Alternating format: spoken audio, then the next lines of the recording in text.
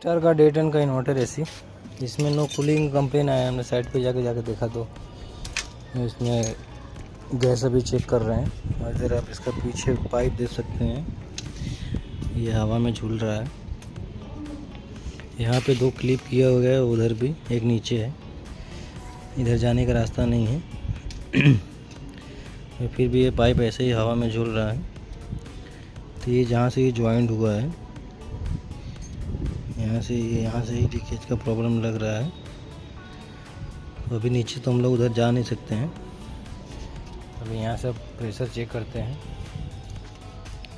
Pressure check करने के बाद यहाँ से हम लोग फाइंड आउट कर लेंगे लीक कहाँ से है।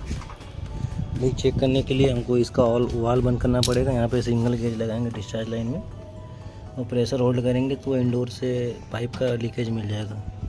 वीडियो अच्छा लगे तो लाइक शेयर करें।